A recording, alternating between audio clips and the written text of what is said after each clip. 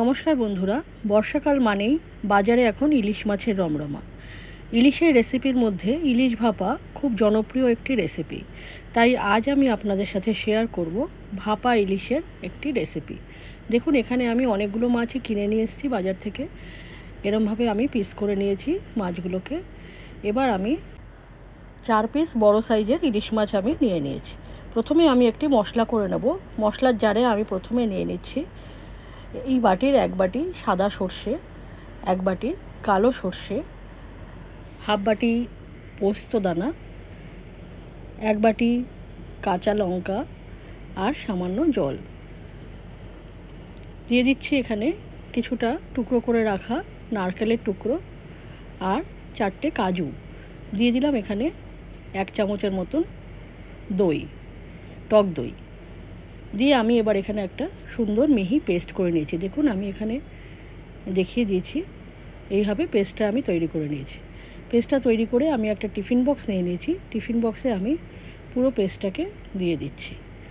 দিয়ে আমি এখানে সম্পূর্ণ মশলাটার মধ্যে পরিমাণ মতো নুন দিয়ে দিলাম, মাছ আন্দাজ করে দিয়ে দিচ্ছি হলুদ গুঁড়ো আর দিয়ে দিচ্ছি সামান্য একটু গুঁড়ো চিনি। এটা আপনারা চাইলে দেবেন, না চাইলে নাও দিতে পারেন, কিন্তু দিলে টেস্টটা খুবই ভালো হবে।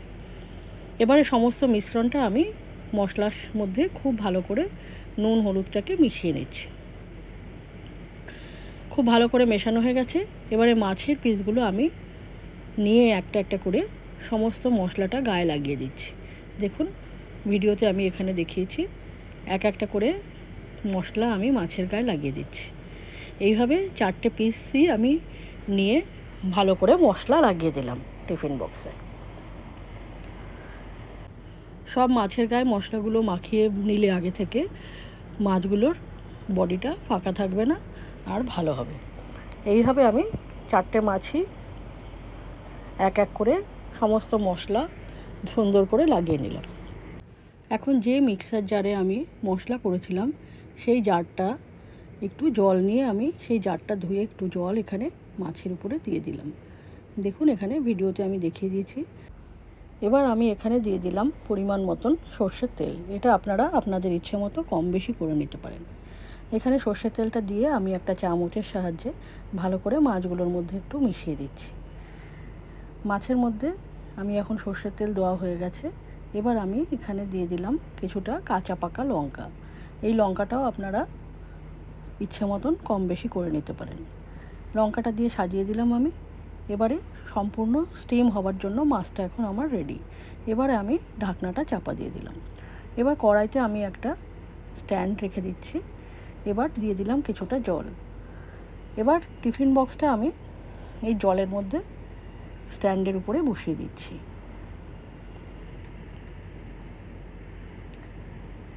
দেখুন, টিফিন বক্সটা আমি জলের মধ্যে বসিয়ে দিলাম।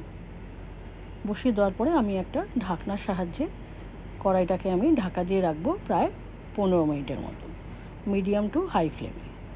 এইভাবে ঢাকা দেওয়ার পর 15 মিনিট পরে দেখুন আমি টিফিন বক্সটা তুলে নিচ্ছি। তুলে একটা প্লেটে রাখলাম। একটু ঠান্ডা হয়ে গেলে আমি টিফিন বক্সটা এখন খুলে দিয়েছি। দেখুন, একদম রেডি হয়ে গেছে আমার সুস্বাদু ইলিশ মাছের ভাপা রেসিপিটি। এবার আমি আপনাদের প্লেটিং করে দেখাচ্ছি। একটা মাছ আমি এখানে প্লেটে তুলে নিলাম। দেখতেই পাচ্ছেন কি সুন্দর, অসম্ভব লোভনীয় এই মাছের রেসিপিটি। আপনারা একবার এইভাবে তৈরি করে খেয়ে দেখবেন। খেতে খুবই সুন্দর হয় আর অন্য কোনো পদের প্রয়োজন মনে হবে না আমার মনে হয়। আর আমার রেসিপিটি যদি আপনাদের ভালো লাগে তাহলে প্লিজ লাইক, শেয়ার এবং সাবস্ক্রাইব করবেন। আশা করি সকলে সুস্থ থাকবেন, ভালো থাকবেন আর পাশে বেল আইকনটা চেপে দেবেন যাতে আমি নতুন ভিডিও আপলোড করলে সরাসরি আপনাদের কাছে পৌঁছে যায়।